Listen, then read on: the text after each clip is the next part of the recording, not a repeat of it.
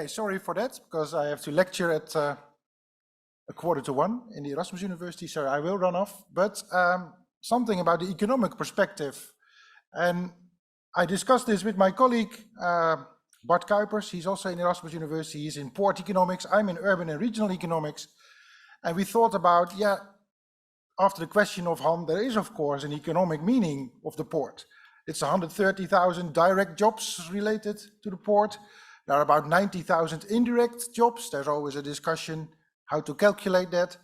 And it's about 28 billion euros of added value. So we talk about a big agglomeration of economics. And economics always thinks, economics thrive on scale economics. So if you have a bigger scale, you have more profits, lower costs.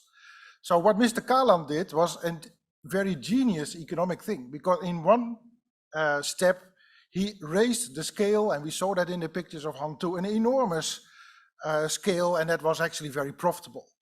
But there's always waves of scale and scope, because at some moments you have to rethink, okay, can we get more scale economies? What is it worth? Because we should also relate it to health, to safety, to ecological values. And are there new waves of economic activity coming up? Because the port, as we see it nowadays, was not the port as it was in the past. They have new jobs, new skills, and new types of economic activities. So we call it, maybe there's a time for a big reversal. So of course, between 1950 and 2015, it was an economic powerhouse to have the port and the Nieuwe Waterway, as it's called. It's a fossil port, but maybe in 10, 15 years' time, it's not a fossil port anymore. So what can we do about that?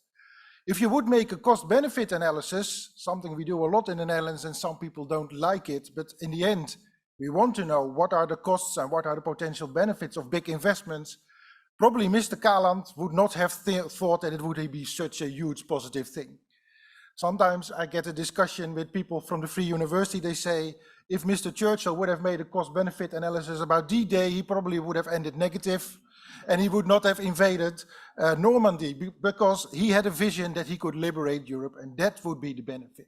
So we have to think indeed in visions and in narratives. But what we are looking at now is, some things are changing. So we looked at certain trends.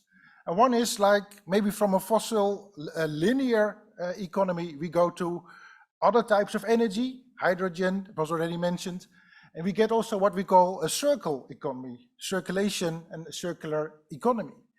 What is a circular economy? Well, it's not that profitable yet, because otherwise we would have had it already. The market would have organized it. So it's something we want to achieve, but it's something very good because it reuses existing issues, and it also thinks already how to design economic processes in order to reuse it in the future. So it will have impacts on the flows.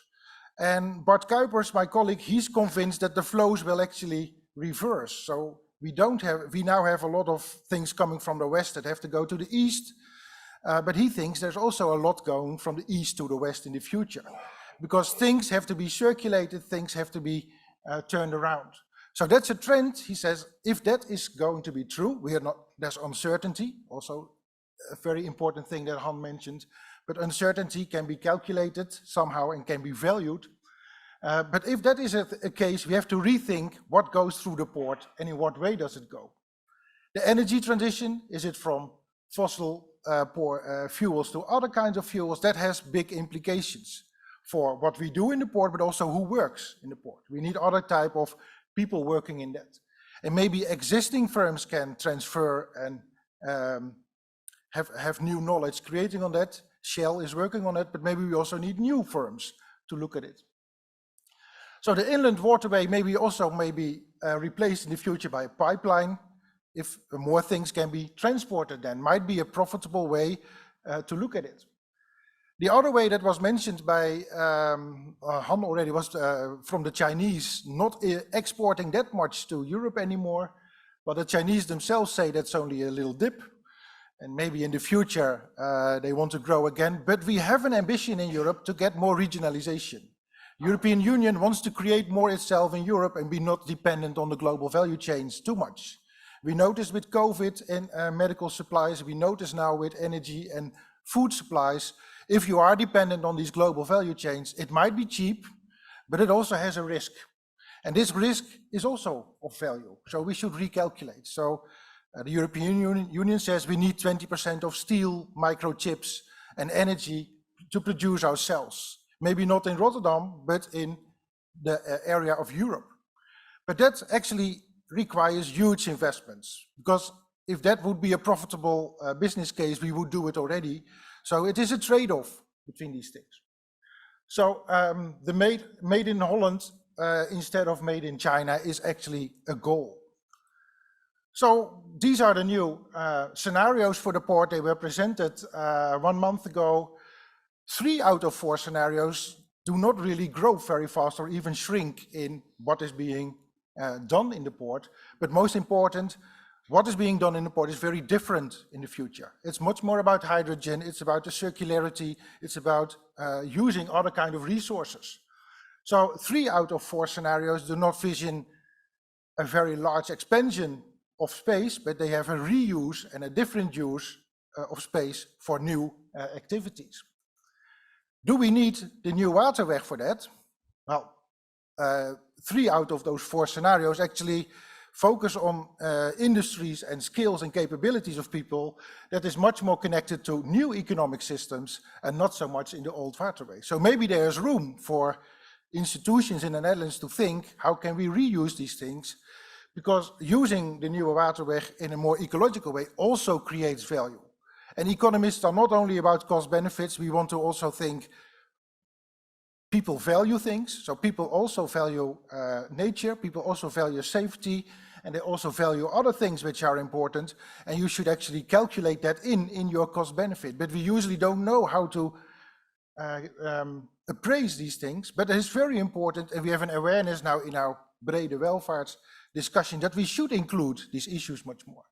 So maybe the new waterway is used different, more from east to west, maybe not for large ships, but for small ships.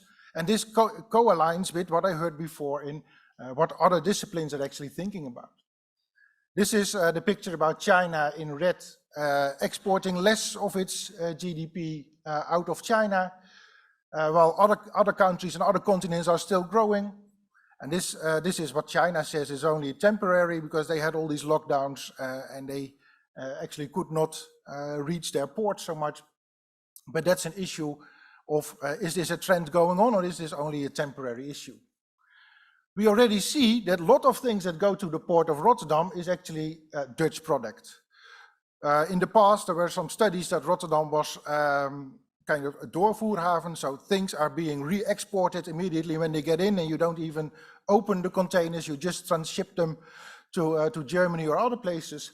But the fact is that is only 1.6, 2.4 of the added value, and a much larger share is already in the own produce of the Netherlands. So there is already a trend of regionalization and reshoring. Well, reshoring is a very dangerous word, but because I don't think we have the skills and the skill to reshore everything, but there is already a trend going on. So this way of thinking about economics, is it now revolutionary or evolutionary? I'm much more about evolutionary, adapting. Of course, the making of the canal opened a lot of possibilities, so that was a revolution in its way, but the discussion about regionalization, who benefits? Of course, there are vested interests in those 130,000 people working here, all those big firms being here. They have vested interest, and you cannot all of a sudden change it. But you can think on the middle term and longer term how to change these things. So I think it will not be frictionless if you want to change the system of institutions or even the physical system. There will be frictions, but there are always frictions if you change. So, and maybe now we are on a kind of tipping point that we realize the economy is changing, much more services, it's much more city-oriented and much more physical-oriented. The technologies are changing, the energy and the other kind of provisions are changing. So it might be important to look at it. Why do we then still use those cost benefits and all those simple models? Yeah, models are always wrong because they simplify everything, but they show you where the bottlenecks are and they show you what the trade-offs are. And if you do one thing, you can probably not do another thing. economically wise. So it's important to have those cost-benefit analysis, and the government is still hampering on that. Because it's also still to the belief of the Dutch population that we should have something about haalbaar and betaalbaar. Because the present minister Jetten says we should not discuss about that. It is just a fact that we are going there. No, but it still has costs and benefits, and we still have to know these things. And we have a lot of data to show what these things are worth. On the other hand, yeah, we're talking about kind of a mission economy. So we want to be less carbonized. We want to be hydrogen, nitrogen, and we also have a big discussion there. So actually, at this moment, we have about 20 moonshots to make. And we don't have money for 20 moonshots. So I had a discussion with Mariano Mazzucato, and I say, what would be your ordering of priorities if you have to make for the Netherlands? He said, yeah, that what is the biggest bottleneck you do first. No, doesn't help as much because maybe that's nitrogen, maybe that's ecology. So we have a lot of things to do also outside the port area. What I wanted to end is how does it look like? There have been some attempts made. This is the commission working on that. They made also some futures. So how would the Maasvlakte look like if it is on the bottom left about circular economy? Well, that changes how you use space. It changes how you use kind of the people and the skills in it. And if you make many hydrogen factories, it looks very different. And if we do have a big flooding, probably we also have a very different. So these are different scenarios. They are not mutually exclusive, and they're also quite liberal in thinking. But it does give you some clues that we have to think differently about the port. So in conclusion, maybe I'm still in time, I hope. Yes, we have to think about facilitating circularity. It's not something that will happen all of a sudden. We will know it is getting important. We will know we have to work on it. Hydrogen is important. It will in the end go replacing other forms of energy. The same as Rotterdam has a competitive advantage on wind energy. We actually researched. And that's, but other countries like Denmark are much further in that, in scaling it up again. And so you have always the scale and the scope intertwingling with each other. Do we need a nieuwe waterweg for all this? Well, maybe less as we do it now. And maybe in another way we do it now. So that is, from an economic point of view, I think important for the discussion here. The tide for moonshot is very positive because we can have all kinds of crises. With Corona, it's about the digital use. We are probably suddenly all used to it, and we can just have one person in Zoom here. 5 years ago, we wouldn't think about that.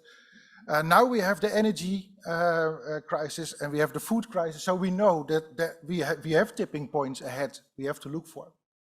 Now, governments and market dynamics, they're always intertwined. The question of Han Meyer was, can we change our institutions in such a way that we have a more balanced view in it? Yes, I think that is necessary, because all the things we talk about today, they are of value to people, and that makes them also economically interesting. So the future of Rotterdam is anyway more green. I think that's a thing we can say. And there are economic benefits related to that. So, thank you.